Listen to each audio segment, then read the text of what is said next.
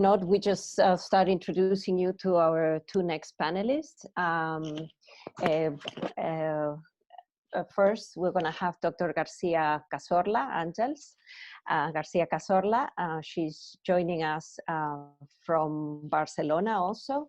She's a child neurologist specialized in metabolic diseases, and she is in a lot of panels of rare diseases too. She is one of the leading doctors, or the principal investigator in the L-Serine clinical trial. And she would tell us a little bit more about the function of the NMDA receptor associated with child symptoms and possible treatments. And then right after that, we're gonna hear from Natalia Julià, who also works as a child neurologist, who also works at the Children's Hospital here in Barcelona, this Hospital Sant Joan de Déu. And she would talk about the the L-Serine clinical trial, which actually carries the title of Tolerability and Efficacy of L-Serine in Patients with GRIN-related Encephalopathy. So with no more delay, I'll just leave you with Dr. García-Cazorla. Thank you. Thank you very much, Sandra, for the introduction and also for the invitation to participate in the meeting today. Okay. So Sandra asked me to talk about function of NMDA receptors, clinical symptoms, and treatments. So about everything, but in fact, I will try to give an overview and focusing on clinical aspects and treatments. Although I will just say a word about function of NMDA receptors. Dr. Artafaj already explained a lot of things very nicely, so I will go very quickly to those aspects that have been already mentioned. So, well, you know that neurons use neurotransmitters, and they, well, we can in fact compare the neurotransmitter when they bind to the receptor to a key that goes to a lock, binds to a lock. So in fact, NMDA receptors are glutamatergic receptors, so they use glutamate as a neurotransmitters. Here we have the molecule of glutamate, and they go to a sort of receptors that are not only NMDA receptors, but a group of receptors that can be divided into ionotropic receptors, as you can see here, the NMDA, but also AMPA or kinase receptors. Ionotropic receptors are characterized by because they can use, or ions can stimulate, ions such as magnesium or calcium or others can stimulate these receptors, and are also channels. They are, classified as channels. There are other kind of receptors. We are not going into the details, but in fact, glutamate, when this neurotransmitter binds to these receptors, a response to the postsynaptic neuron is triggered, so excitability is produced in neurons. Glutamate is the main excitatory amino acid neurotransmitter in the brain. 90% of excitatory synapses use glutamate for neuronal communication, so this is really very, very important. These NMDA receptors are critical for many functions of the brain, and in particular during development. They are involved in neuronal survival, in circuit formation, and very important in synaptic plasticity processes that are linked to learning, memory, behavioral aspects. That's why many of these children have all these cognitive functions that are affected. Neurons communicate to each other in circuits that establish between them. It is not a simplistic picture of one neuron sends a message to the other, but is an interconnection, is more complex than that. And these circuits have to have a balance between inhibitory and excitatory transmission. We already said that glutamate is the most important excitatory transmission.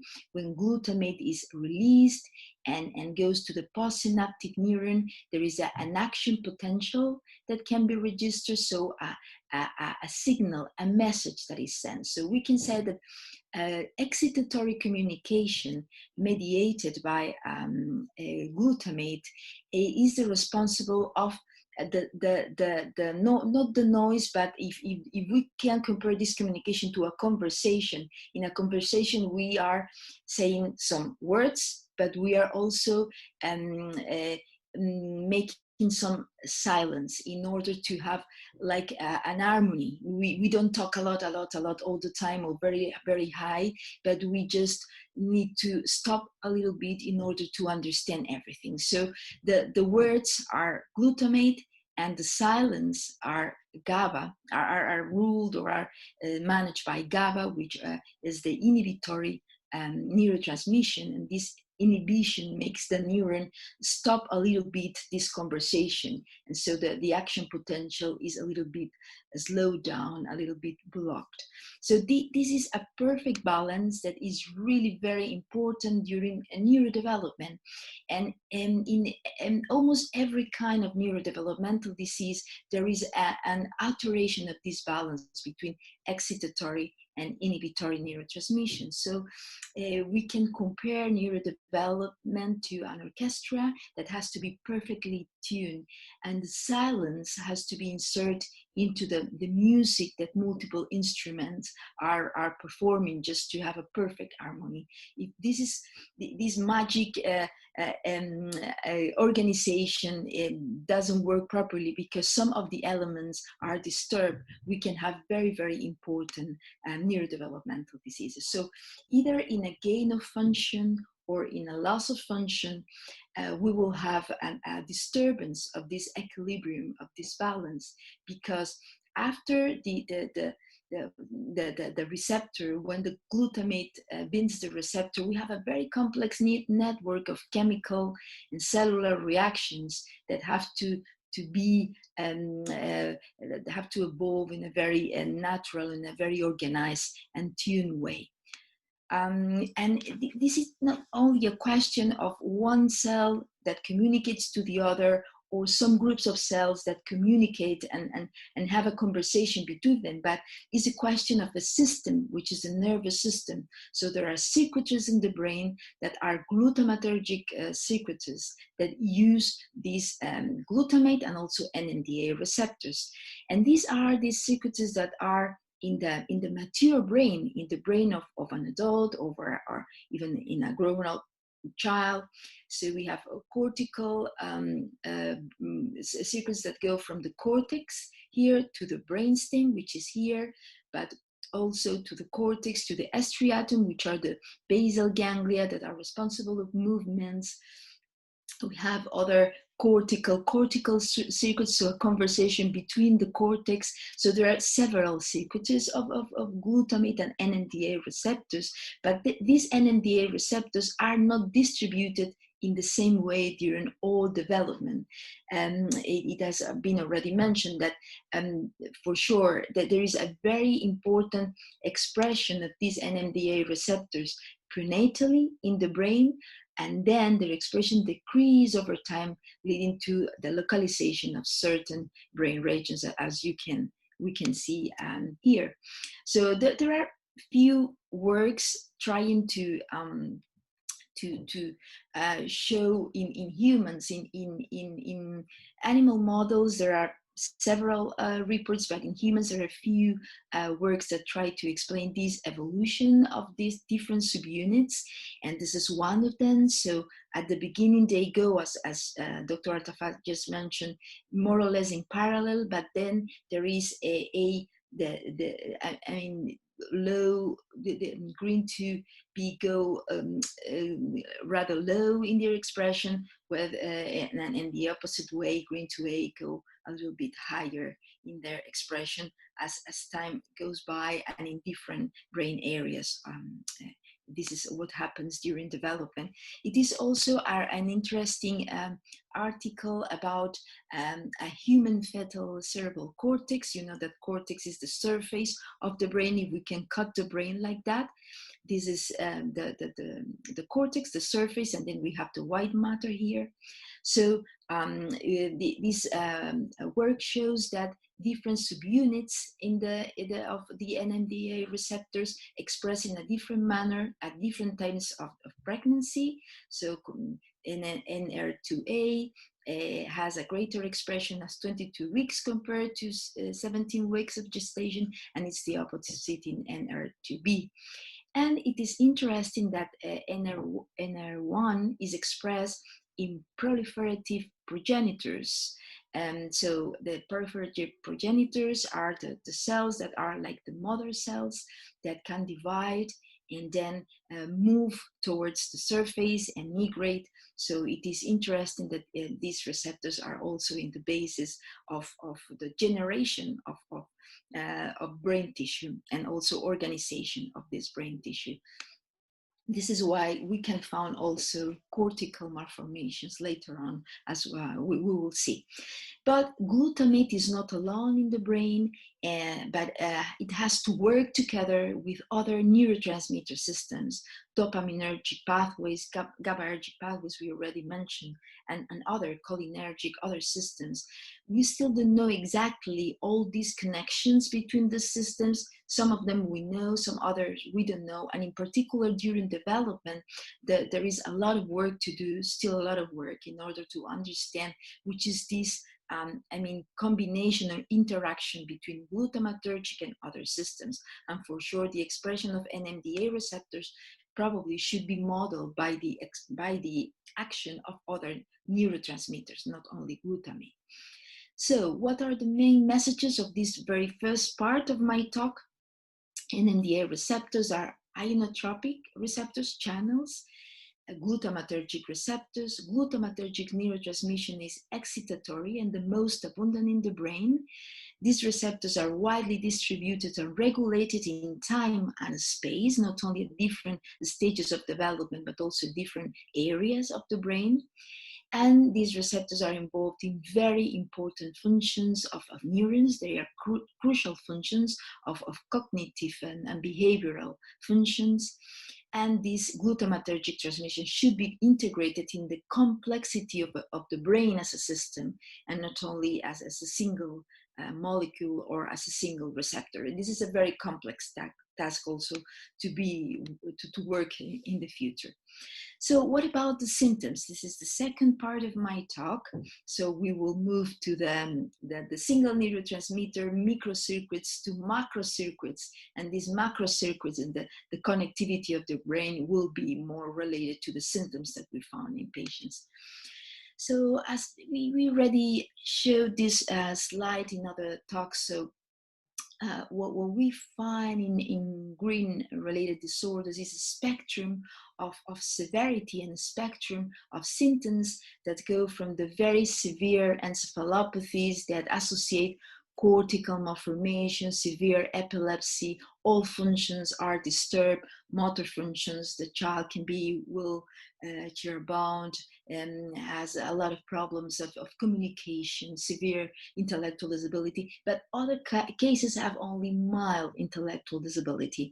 In the middle, we have different kind of symptoms. Neuropsychiatric problems, behavioral problems, autism or autistic-like behavior is also quite common. Movement disorders can be also a problem, although, and according to my personal experience compared to other synaptopathies, because this spectrum we found in all kinds of synaptopathies, we call synaptopathies mutations that appears in proteins that are in the synaptic cleft in this space, and even in the astrocytes too.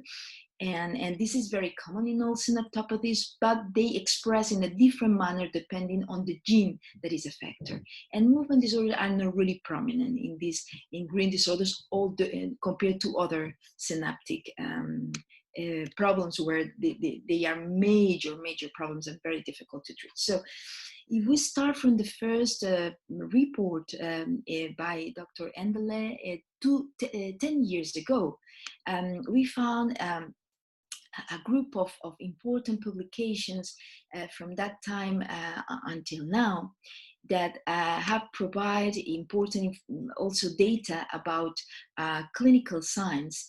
And we know that there are probably more than 500 individuals with the GRIN variants reported. So we will try to go to the main features of every variant. We have here a summary of all of them, and then I will try to go to the details, in particular to those features that are probably more difficult for you to understand as patients. So GRIN1 is associated with mild profound developmental delay, severe intellectual disability, infantile onset seizures, oculogyric crisis, and bilateral polymicrogyria. This is probably one of the most severe associations that we found in GRIN-related disorders. So I will focus in, because all these aspects you probably know, but I will go to the most difficult ones in order to explain what it is. Well, I will go to oculogyric crisis and bilateral polymicrogyria. I will try to explain a little bit what is polymicrogyria.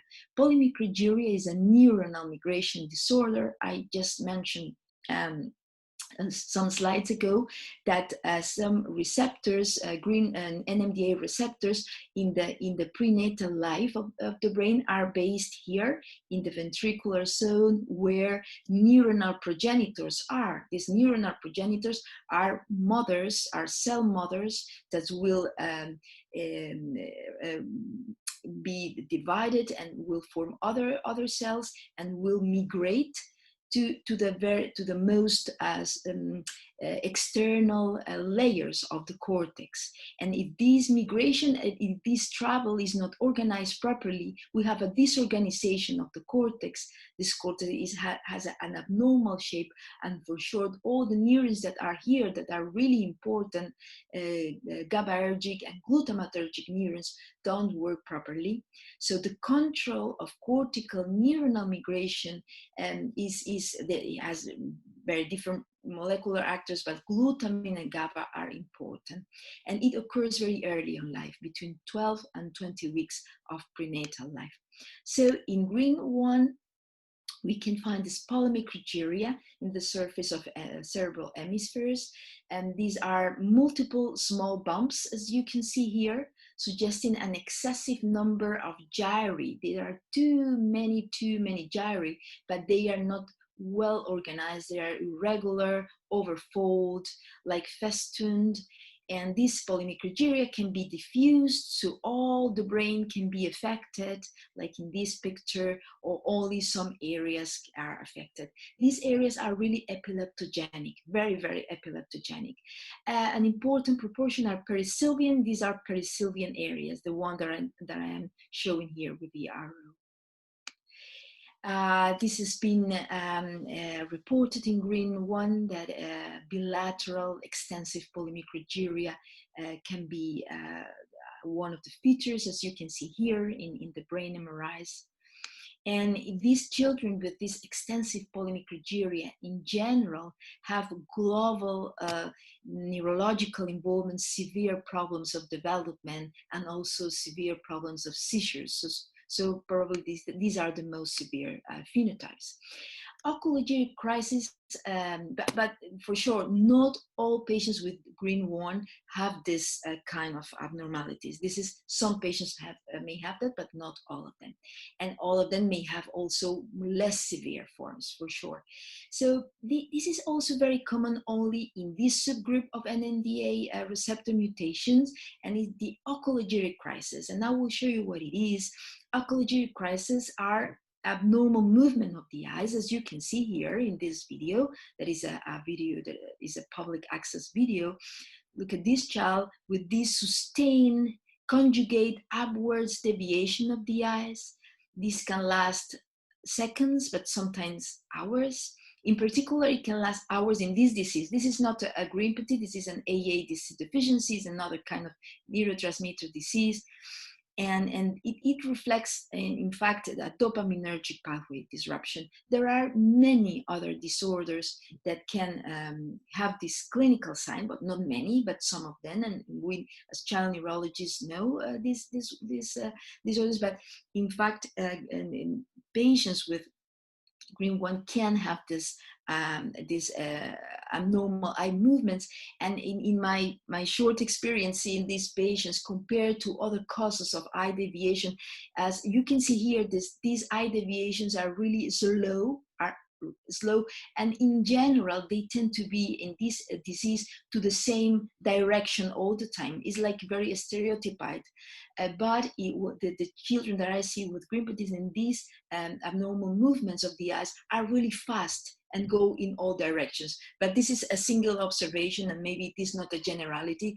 That's why deep phenotyping is very important in order to characterize different diseases from a clinical point of view, and also to establish some kind of prognosis and for sure for treatments.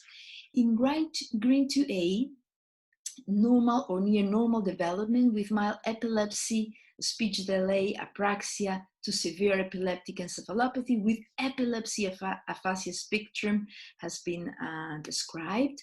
There is a recent very nice paper by the group of Dr.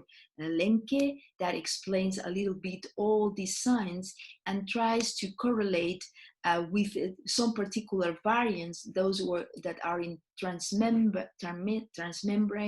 and linker domain, have severe developmental phenotypes. Also those gain of function mutations have a more severe phenotype. GRIN2B. GRIN2B should be considered in cases with mild to profound developmental delay, intellectual disability, epilepsy, behavioral problems such as autistic-like behaviors, hypotonia, movement disorders, and sometimes also cortical malformations and cortical visual impairment. And this could be a cartoon of all things that we can find in GRIN2B, developmental delay, which is or intellectual disability, which is almost constant in different degrees. Epilepsy, half of the patients can have epilepsy. Autistic features, almost 30%. Motor signs are sometimes present. Hypotonia is an important motor sign, but then hyperkinetic movements and other are not that common as in other synaptopathies, as I already mentioned. And in some cases, brain cortical malformations are also present, as we can see here in these brain MRIs with these severe abnormalities, also polymicrogyria and some other cortical malformations that can be really very, very important. But most of them have normal or just very subtle changes in the MRI. And some of these children have what we call a cortical visual impairment. That means that the eyes work properly, but because all the transmission from to the cortex, I mean, in fact, we see with the brain. We need the eyes, but the interpretation of the images takes place here in the occipital lobe. So if the occipital lobe has some kind of micro abnormalities in terms of cortical organization, we can have this cortical visual impairment. So the child doesn't direct properly the eyes to an object, doesn't follow properly. We can have also other causes. This is not the only one for sure, but sometimes this is the cortical visual impairment that produces this visual abnormality in children. Epilepsy is diverse. Generalized seizures are the most common, but then focal and epileptic spasms are also something common. Focal seizures is these seizures that are generated in a particular area of the brain, and the EEG they give spikes only in a particular area, whereas generalized crises are an activation of the whole areas of the brain at the same time, and the general discharges are seen in the EEG. In a study follow-up in 22 patients, 50% become seizure-free over time. So sometimes this is something that appears in a particular moment, but then this epilepsy just improves and this even disappears. GRIN2B can also produce a Landau-Kleffner disorder. This is also found in other subtypes of GRIN-related pathologies. And this Landau-Kleffner syndrome is what we call the epilepsy aphasia syndrome, and is a language regression of children of between 3 and 5 years of age. And this language regression is associated with seizures, with abnormalities in the EEG, and behavioral abnormalities. Then we have other kind of seizures. We are not going into the details. And in this recent paper of the group of Xavi Altafaj, they try to just differentiate some of these clinical aspects. If we compare GRIN to A with GRIN to B, we see that epilepsy seems to be more common here, GRIN to A. This is a short series of patients, but well, more or less it can be representative. Speech disorders are also more common in GRIN to A. Autistic features are more common in GRIN to B. So in spite of having a spectrum of clinical manifestations that are common, we can find some differences. And GRIN to D, we had little information of this variant, but this group of disorders. But during this year, we have had a couple of interesting papers, and this is one paper in Brain that tried to illustrate, not in Brain, is the other one that is not in Brain, and this is the other also important paper, trying to illustrate a little bit what kind of symptoms these children have. You can see here epilepsy types that is also diverse, from hypsarrhythmia, which is a very severe EEG abnormality, sometimes related to a spasm, is a type of epilepsy, to multifocal discharges. And then you see here also cortical atrophy, so abnormal brain MRI abnormalities, autistic features, hypotonia in 9 patients, and refractory to anti-epileptic disorders, the epilepsy in also 9 over 12 patients. So we need for sure more characterization. So this is again like the message of this clinical description is, okay, we have a spectrum, but we have seen that some particular subgroups of disorders have some specific signs. And so this is why it is very important to have a very clinical information of high quality in order to better characterize and to have a nice information, not only about the presentation, but about the natural history, the outcome, the evolution over time of these patients. And I move to the third part and the last part of my talk, which are the treatments.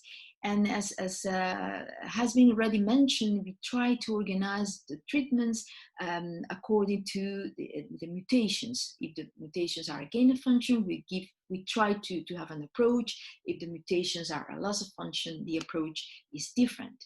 So we'll start with the loss of function mutations. In these loss of functions, it is, well, like logical that if we give some kind of molecules that stimulate the receptor that is not working properly, these molecules will probably have an effect to potentiate, to stimulate the function, because the receptor is moving very slowly, is going like, it's like a receptor that is tired, and you need something to stimulate, to push the receptor. So what can we do in this loss of function mutation? So we can make the receptor work better through agonist binding. We can increase the expression of the receptor, or we can use other mechanisms. These are some options. There are probably more than these options, but this is just to summarize some of the options that we can do already, and we are already doing. So there are substances, molecules that make the receptor work better are L-serin, that will be metabolized to the serine. Dr. Natalia Julià will tell you about the clinical trial that we are currently, so it's currently going on. Other molecules that are in development, also in Dr. Altafaj's lab, and positive allosteric modulators. We can increase the expression of the receptor, and maybe piracetam is able to do that, and maybe because we have poor data supporting this, few data supporting this hypothesis, or other mechanisms like the ketogenic diet. So I will just say a word about L-serin because my colleague will talk a lot about it. So L-serin that we give with the diet and as a supplement is converted to D-serine in the brain by an enzyme that is called racemase. And this D-serine is a neurotransmitter that binds to the NMDA mutation receptor and promotes the stimulation and makes this receptor works better. It is in fact a gliotransmitter because it is not synthesized in neurons but in glia cells that surround the synapses. And interestingly, glutamatergic neurons are the primary site of L-serin synthesis. So this is very interesting and makes more sense in order to give L-serin to these patients. This comes from a paper that explains that L-serin can be useful in the management of anxiety disorders, but now L-serin, we know that it can have many clinical applications, only as a cognitive enhancer in depression, for sleep disorders, and for metabolic diseases. I think we should in fact write a review about all the potential utilities of L-serin converted into D-serin to improve neurological conditions. What about piracetam? We mentioned that it can stimulate, it can increase the function of NMDA receptor also. Piracetam is a nootropic, which is a cognitive enhancer. It was synthesized a long time ago, and it has many other functions, not only involving NMDA receptors, but it stimulates also other neurotransmitter systems, the dopaminergic, noradrenergic, cholinergic. And apparently the action that is interesting for NMDA is that it increases the number of contacts between the receptor and the agonist. So it will increase the number of contacts between glutamate, for instance, and the NMDA. So it will improve the function of NMDA. This is the theory. There are very, very few studies in this direction. So far has been done. We give in fact piracetam in neuropediatrics for myoclonias. There are non-cortical myoclonus. There is a kind of movement disorders, and it works very nicely for that, or at least works. So the indications so far beyond these myoclonus are cognitive decline in Alzheimer's disease, and also the reversion of cognitive impairment that is seen in patients who are for long periods in intensive care unit, and also students when they are in exams, they have tests, they are stressed, they have a lot of things, and they have to be very performance. They take it to increase attention, concentration, and academic performance. What about ketogenic diet? This is interesting, and this is something that we are using more and more in our neuropediatric practice, not only in GRIN pathies, but many other diseases. So it seems, and it has been demonstrated in theoretical models, in animal models, that when NMDA receptors are dysfunctional and NMDA are expressed in neurons, but are expressed also in a cell that is a glia cell, the oligodendrocyte. The oligodendrocyte is a cell of the nervous system that is responsible for the production of myelin that surrounds nerves and improves and facilitates nerve conduction. So these NMDA receptors, when they are not working properly, they don't work properly in all cells of the brain and also in oligodendrocytes. So when they are working in a normal way, it has been found that the transporters of glucose that take glucose from the systemic circulation from what we eat and for our diet and bring it to the astrocyte and convert that in lactate for the neurons and so on. So these transporters of glucose are decreased. So we have less glucose in our brain. Theoretically, if we have NMDA receptor mutations. In particular, it's, I suppose, but this is just something that has not been demonstrated in loss of function. This should be more important, but I really don't know if this is true. We have found in some of our patients with GRIN pathies, and we are conducting a study of the CSF study, the lumbar puncture, to analyze the CSF and different molecules. We have found in some of them low values of glucose. So this can be a little bit true according to this explanation. So Ketogenic diet is the main goal is to produce ketone bodies. So the diet has been mostly composed by fat. 90% of the total calories have been composed by fat. And then the relations between fat, proteins, and carbohydrates can vary according to every patient or every disease. And it is very important. It has been controlled by, should be controlled by health professionals. You cannot do that as a patient alone, because it has complications if you do that by your own. It has to be controlled and monitored with different parameters. The main indication so far is refractory epilepsy, but we are using a ketogenic diet as a neuroprotector more and more, and in particular in very young children, in order to change the natural history of diseases, because this ketogenic diet improves many energetic functions of the brain. Ketones, glucose is a molecule that is important as an energy molecule for the brain, but ketones are the second one and lactate the third one. So these three molecules can be used to obtain energy, and the energy in molecular terms is ATP, is this molecule. So in ketogenic diet we have more ATP, but then we have more GABA function, so we have a little bit a stabilization of the synaptic function, so that can improve epilepsy, but it can improve also other cognitive and behavioral problems. And what about all these mutations that produce a gain of function? So we can block the receptors and use some antagonists.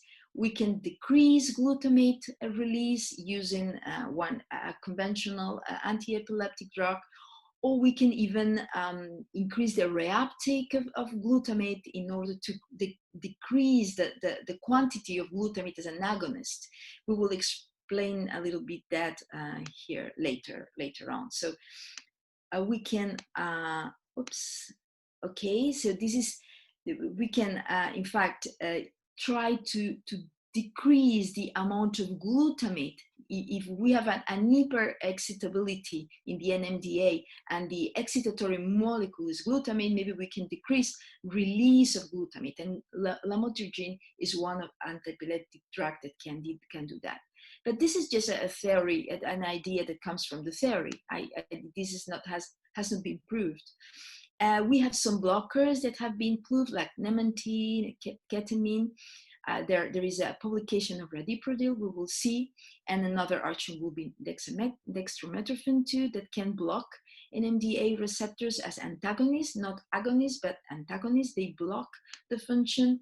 And then some antibiotics, such as amoxicillin clavulanic, increase the expression of this transporter, which is the excitatory transporter of the glial cells. So they remove glutamate from the synaptic cleft in order to decrease the quantity of glutamate. So if we have less glutamate, we will have less activation in this receptor that is already overactivated. But this is just an idea, and it has not been proved. It has been proved in other conditions. This is a very recent publication showing the effect in vitro of the different kind of drugs that have been proved to block NMDA receptors. It has been proved in particular in GRIN2D, and well, they have a similar effect, in fact. And this is the publication of with radiprotil, that is an NR2B negative allosteric modulator to treat, and it has been proved to treat patients with infantile spasm, and that after some months, 11 months, 10 months of follow-up, they remain spasm-free. So it can have maybe, it is an option maybe in the future for these patients. And well, just a comment here. So is this loss gain of function approach useful to design personalized therapies? We think that yes, for sure, and it works in some patients, also in other neurodevelopmental diseases. For instance, in this channelopathy, KCNQ2, there is carbamazepine, which is an anti-epileptic, can totally restore some of a specific mutation. So we strongly believe in this approach, but it has limitations because it may be too simplistic, because the activation and inhibition of glutamatergic neurotransmission has multiple regulators, and we know little about these mutations in terms of the whole function of the brain as a system, how other secretives are affected, what other biochemical markers could behave in this excitatory inhibitory balance. So there is also a temporal window with so for some particular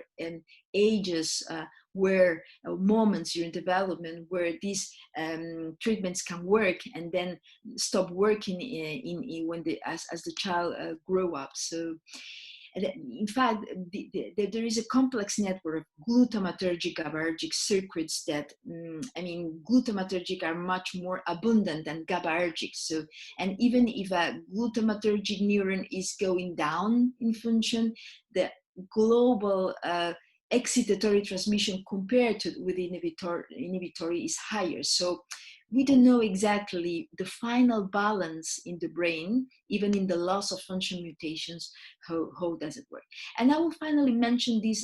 This is another totally different approach. It is a recent paper also about immunotherapy in these diseases. So immunotherapy consists of giving immunoglobulins. It is given normally when there is a problem of immunity, autoimmune problems. So the body produces antibodies, so substances that block a receptor and impairs function of neurons or other organs. So here these immunoglobulins try to remove these antibodies in order to have a better function. And this has been proved in 5 children with different diseases, GRIN to A, GRIN to A, GRIN to D also. And what they found is an improvement of the EEG and also some mild response in some other cognitive and global functions, but also at the clinical level in terms of epilepsy, because it has been described for a long time ago that there is a relationship between epilepsy, inflammation, and these immunomediated mechanisms. And maybe here that this is a single paper, but this is something that also have a role in the treatment of GRIN-related disorders. So to conclude, these disorders are a group of young disorders because it is 10 years from the first description. So we know already a lot, because 10 years is a very short period of time, but we still have a lot to learn in the future. It is important to develop precise and detailed characterization from a clinical, molecular point of view, also research models, and these will help to define the therapies.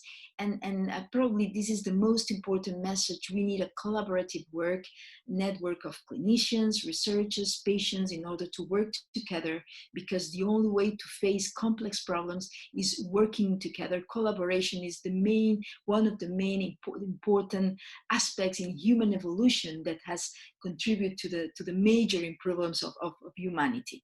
So that's all. I'm sorry, maybe I have been too long. the exposition has been too long. This is our group, but for sure the Barcelona GRIN team is the major contributor of everything. So, well, thank you very much. Sorry for the time. Thank you very much, Àngels.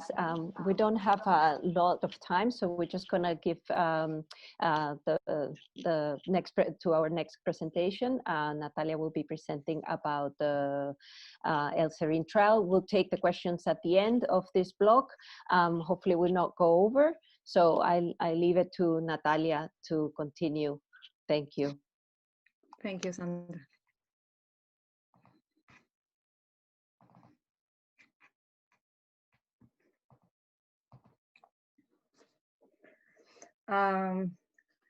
Thanks, Sandra. Do you hear me? Yes. Good afternoon, everyone, and welcome to my presentation. I'd like, first of all, to thank the organizers of this meeting for giving me the opportunity to share with you our L-Serine clinical trial. I'll divide my talk between 2 main parts. I'll begin by giving you a brief overview about the L-serin. Then I'll explain how L-serin works at NMDA receptor and the way that serin could help our children with GRIN-pathies.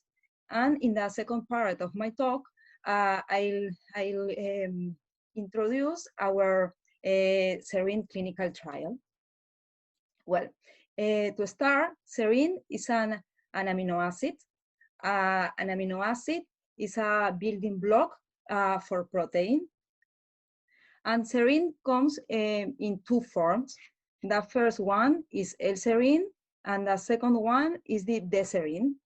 L-serin can be consumed by the diet, and also it can be made in our body, while D-serin can only be made in brain by serin racemase from the L-serin, and is the D-serin that acts as an agonist in the NMDA receptors. L-serin is distributed in the aliments, for example, in soy products, in eggs, in meat, sweet potato, and is it a form that it could be found as a dietary supplement.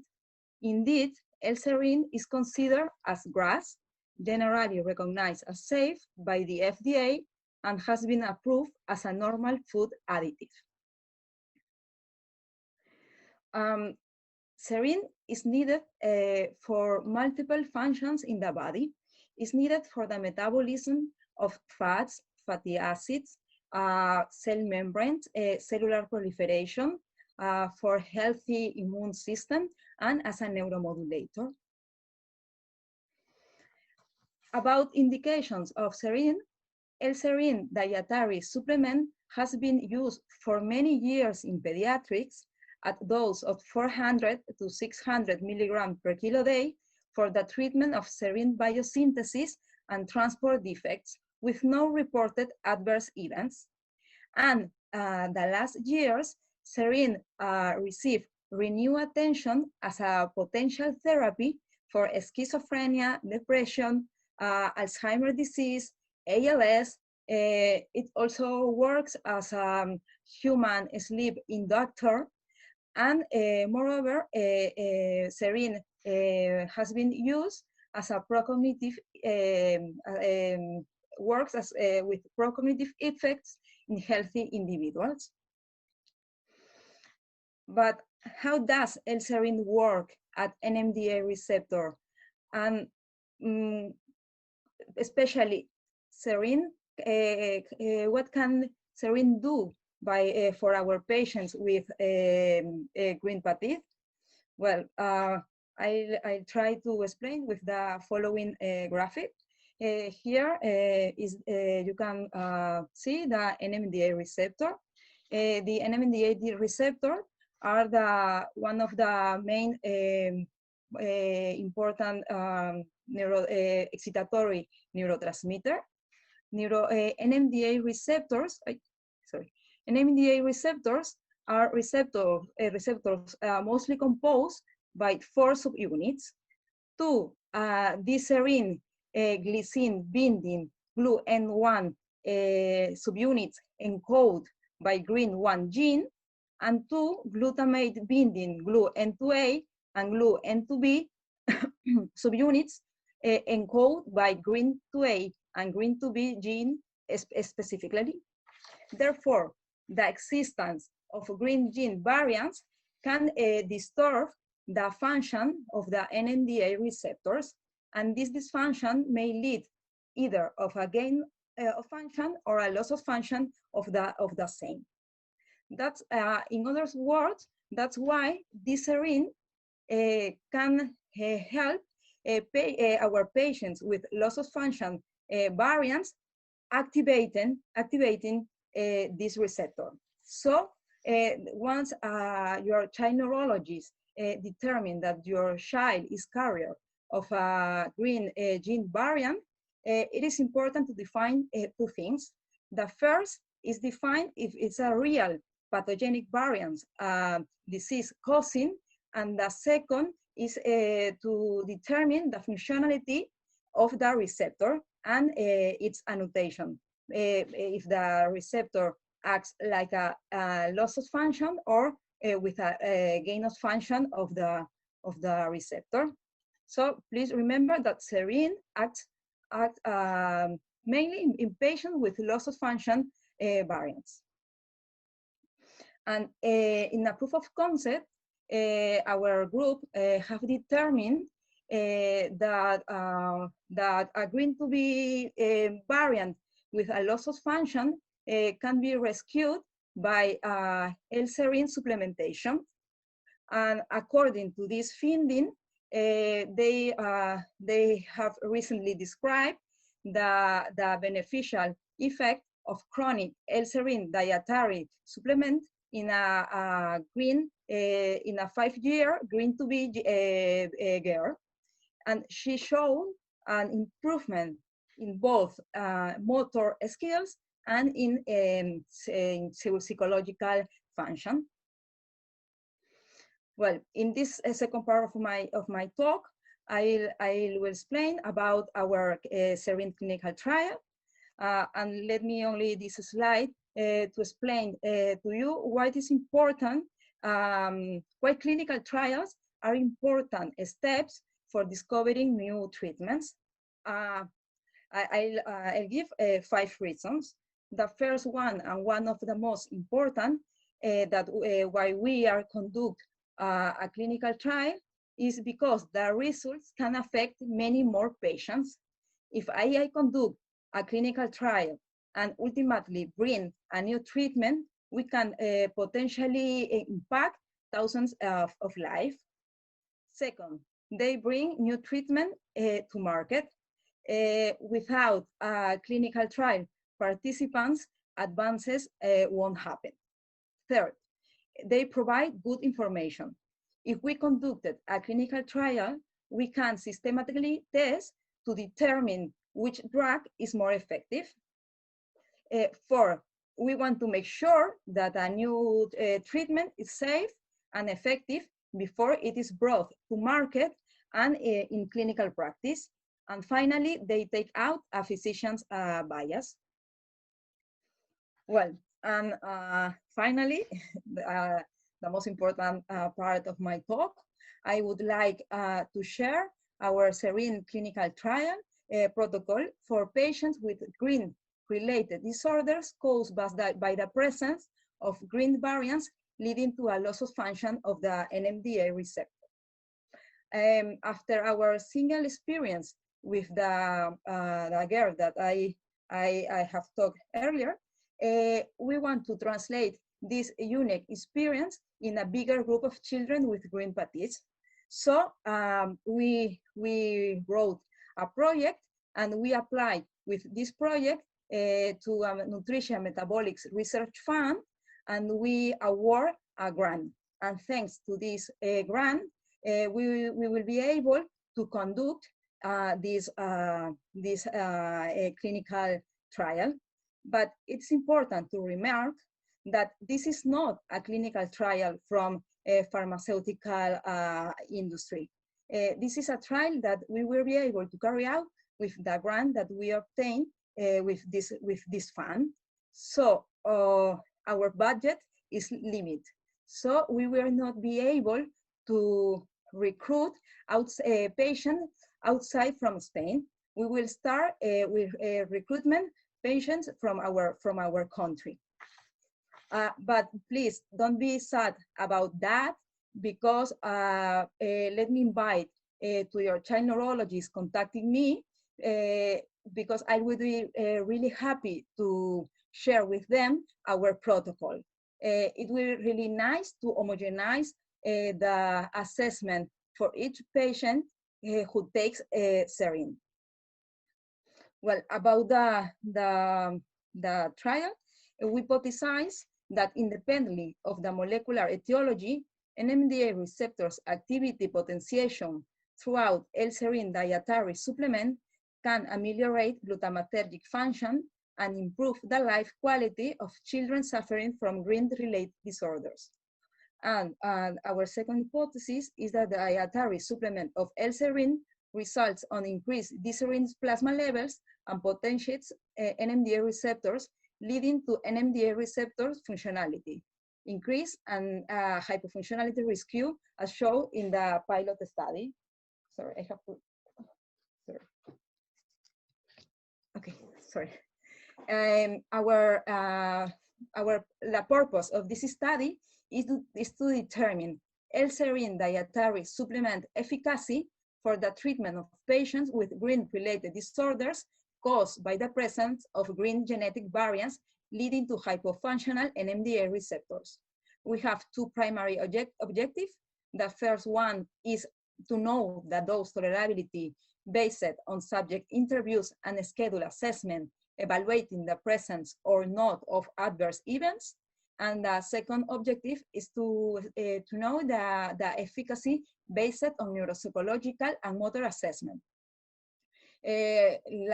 Such a secondary objective, we want to study the effect of L-serin in microbiota composition, and for that purpose, feces from patients will be collected.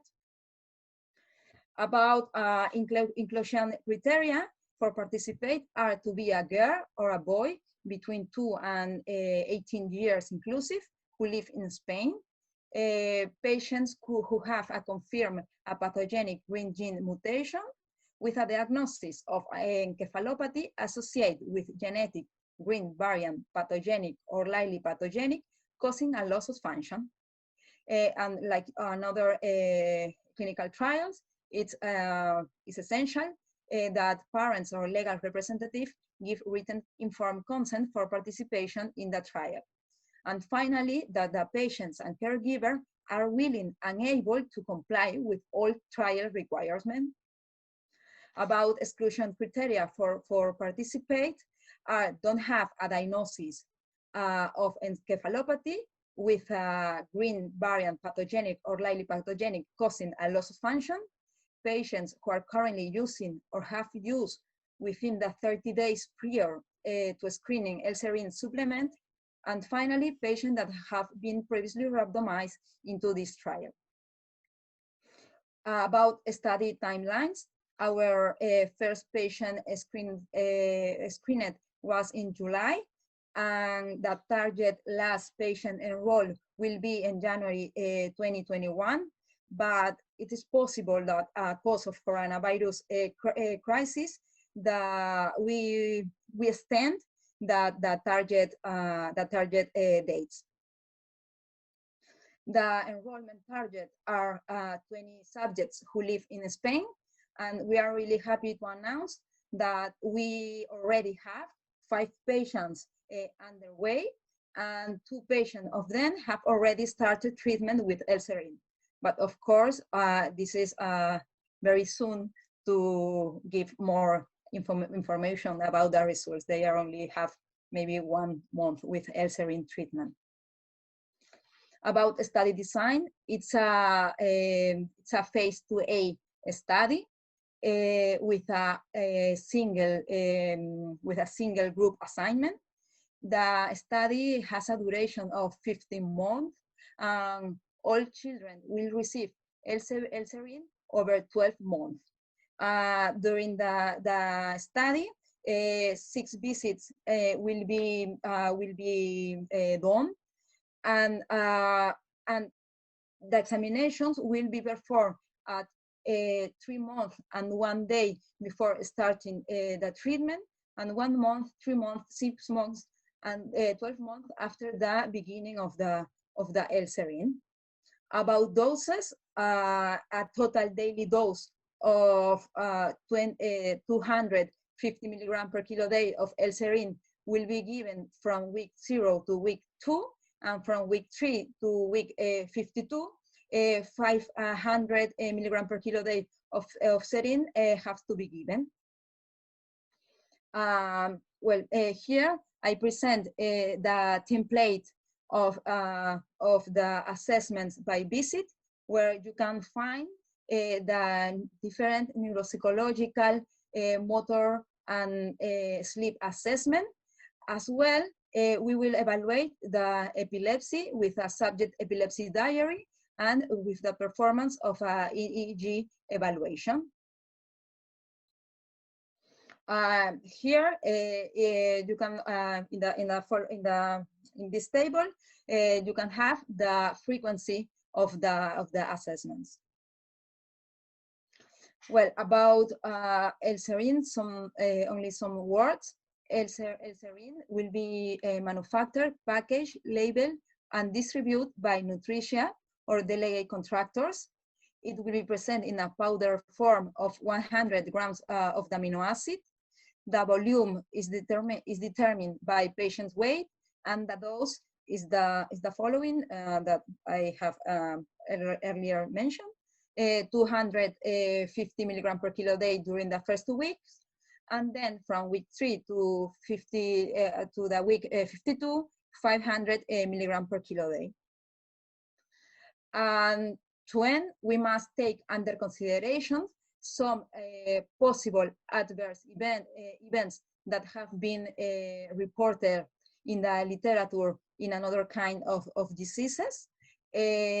Mostly are mild to moderate events, and they can include abdominal pain, nausea, dyspepsia, loss of appetite, vomiting, constipation, and less frequent nystagmus, acoustic startles, or myoclonus. Of course, all of them are reversible, stopping the L-serin.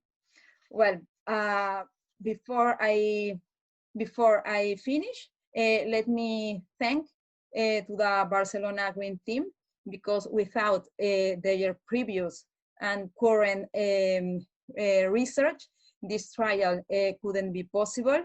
Of course, here in this slide, there are many collaborators that miss it. And of course, I would like to thank all the clinicians that contacting us every day, giving information about their patients or genetic study or the clinical phenotype. And I don't want to forget thank the parents and our patients, because for placing their trust on us every day. And that's all. Thank you for your attention. I'll be happy to answer any questions you may have. Thanks. Thank you very much, Natalia. Thank you very much, Natalia. We have a few questions, so we'll try to go as fast as we can before the lunch break. And please, I want to remind everybody if they can fill out the Survey Monkey, which is linked in the chat.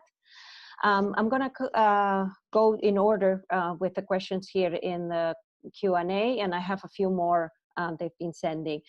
So we have this first question. My daughter has a nonsense mutation, but a profound and multiple disabilities across board: speech, cognitive, physical. So by Xavi's logic, could she also have another mutation?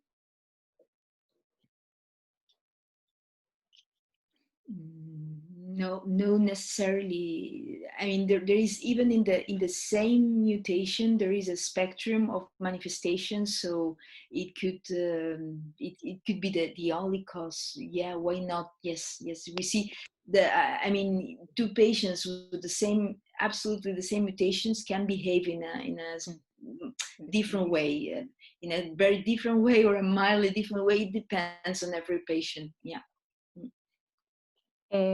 We have another question. My daughter is 11 and has never had epilepsy. Is she likely to develop epilepsy later in life?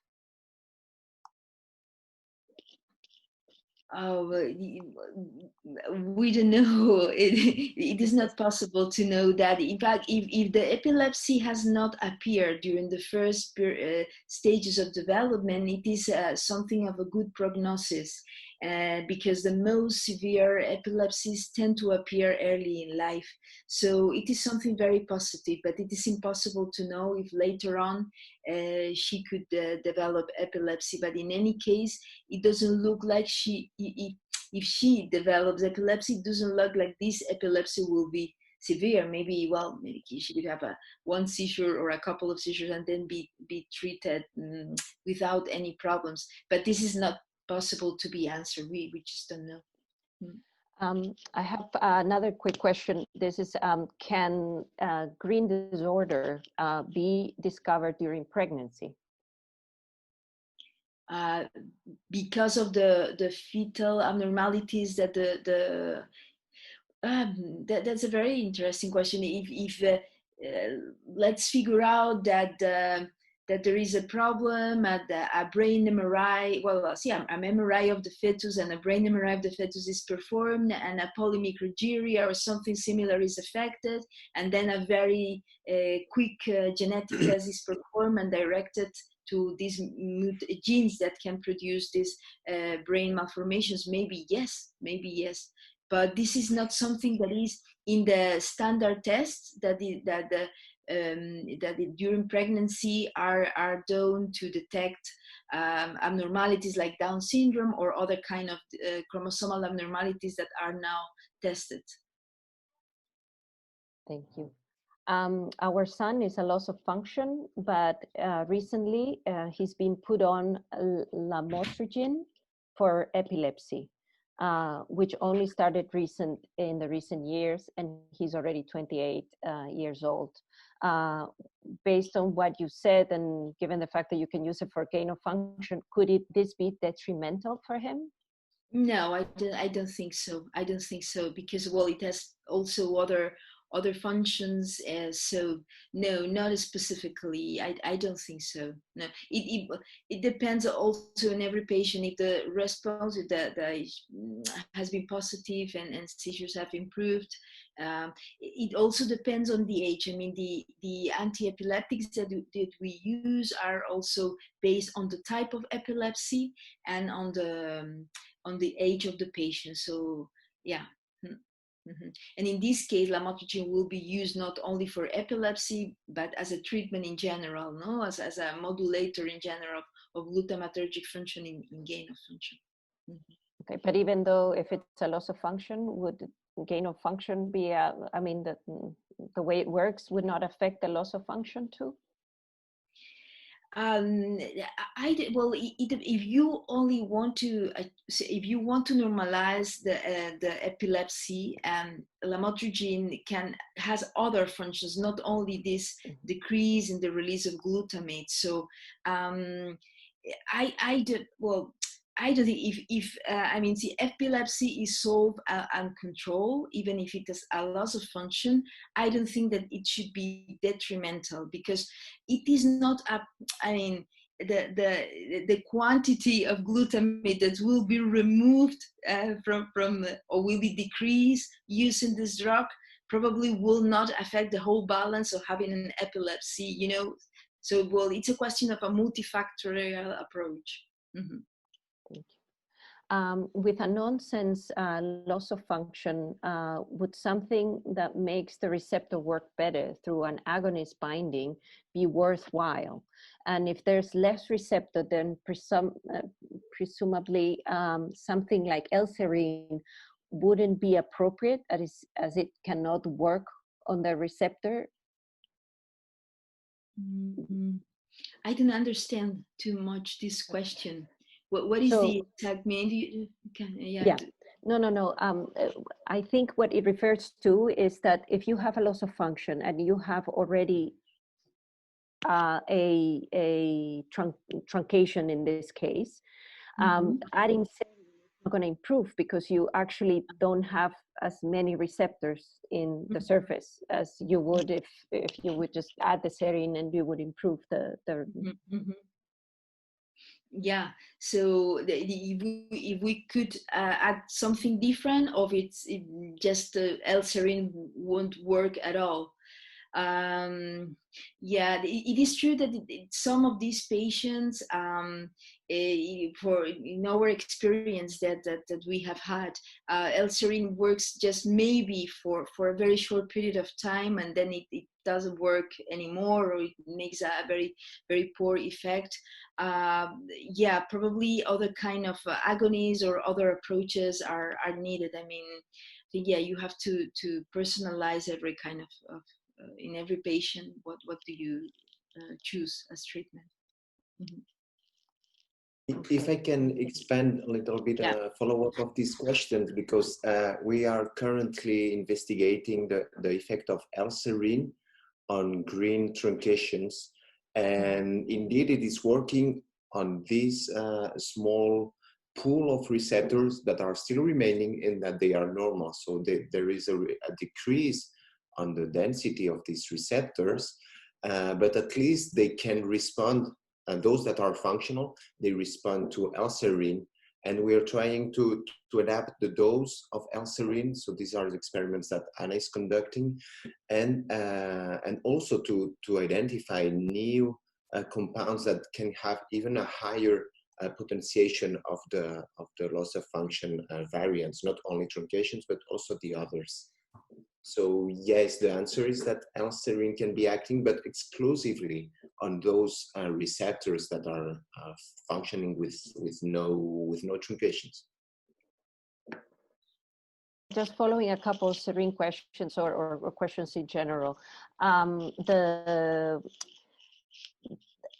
you see an age issue when treating? I know that you stopped the recruitment for the serine at 18, but could the serine or any of these medications help patients beyond that? So, there's some mother has a child who's older, over 20, and they wondering if there's anything that could work, or they would still see a difference. Is there any treatment for these children?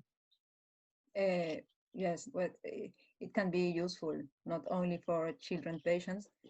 That's because our hospital is a child hospital, so we will start with patients between 2 and 18 years.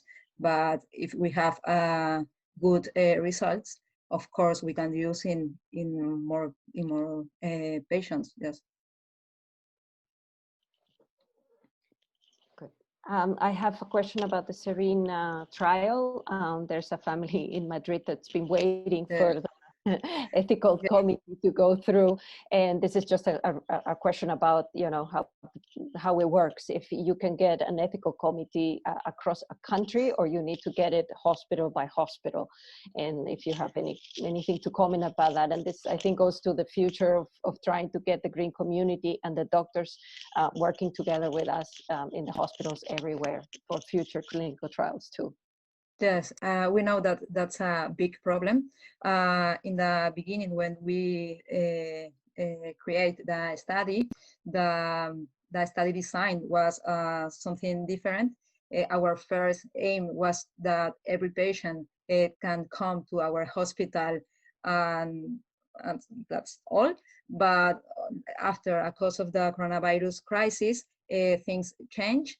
And with the collaboration of the clinicians from the different cities from Spain, we will be able to carry out the study. But the problem is that each of the ethical committee has to approve in some cases has to approve the protocol. And in case of Madrid, I know that the Dr. Soto has a lot of problem about that, and we are waiting for the answer of their committee. Yes, it's not a good are not good news, but it's the only way that we have now to act. Yes. The other question is the families have read the use of, when prolonged use of L-serin, the use of folinic acid. Mm-hmm. Well, this is because L-serin metabolism and folate metabolism are connected. So if we stimulate the pathway of L-serin, we can finally use a lot of folate, because folate is needed for methylation reactions all over the brain, and this can lead us to a secondary depletion of folate. That's why this is something that we do in L-serin deficiency synthesis diseases, in metabolic diseases, that we learn that from these disorders, and that's why patients with L-serin treatments for long periods are recommended to be supplemented with folinic acid. Thank you. I have another question, because you mentioned piracetam, and there's a family wondering if you can use the piracetam with the L-serin. Yeah, sure. It makes sense. It makes sense because what you are doing, but theoretically, what you're doing is to improve the binding of agonists to NMDA receptors. So you will improve glutamate, but also D-serin in that case. So yes, why not? It is, yeah, you can use like multiple treatments if they are safe, for sure, that goes towards the same goal. So yes, sure, yeah. We have another.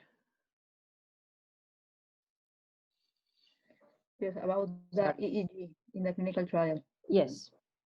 Yes, we are not expecting to find something special, but as we know, some patients with brain-related disorders have epilepsy, so we will take care of all of the possible effects that they will have or not with the L-serin. It's only to be sure that, for example, one patient with epilepsy works with the L-serin treatment, or the EEG works, but we don't expect something special. We have another comment here about the serin. So I'm going to try to pull all the serin questions, and then we need to break, and we can continue on the roundtable discussion, especially the more general ones. The serin, could we saturate the brain with too much L-serin? Saturate? Well, in another kind of diseases, for example, in ELS or neuropathy, they are used, I think, 30 grams of serin without any adverse events.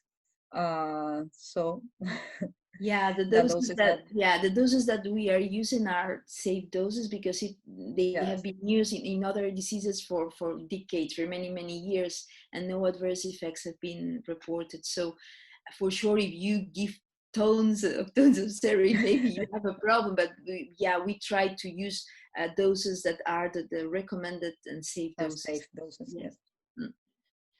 I think maybe what we need to would like to hear from you is also because a lot of families want to try serin, but I think the way to try serin is through their doctor, and ideally through the doctor, contact you guys and take advice from them, and not have families just run to the first, Amazon.com or whatever and start trying it. So because there's a comment here that their family is trying, how can you check for the difference? I think the best way is to have your doctor prescribe it and do the appropriate tests in order to even see if there's something going on.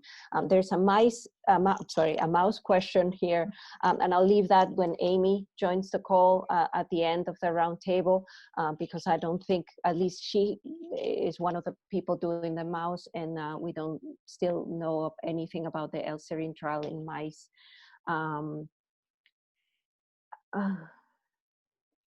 So with the past experiences from L-serin, did you see any improvement in the IQ or any other ways of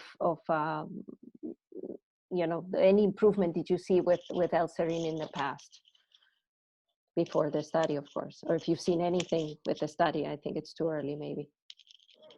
Well, in some patients that we treat before that are not included in the trial and have been treated, they report some benefits, and for instance, well, in attention, in well, the interest in their surroundings and the social interaction, also in particular in mild cases, those cases with mild in developmental delay or mild intellectual disability, they are also able to, well, to talk a little bit more, to communicate more, to understand. So, but we have not evaluated that, or still evaluated with objective standardized tests. So we have to use IQ tests or developmental tests or behavioral tests. So these tests that are recommended to have a validated information, because only the information that parents give sometimes is a little bit subjective.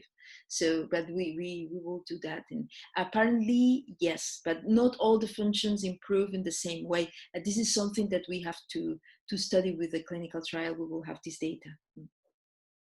Yes, in some patients also the sleep improve, yes, for example, but as Angel said, that's why it's necessary the clinical trial to evaluate in a bigger group of patients the different neuropsychological assessment or motor sleep assessment.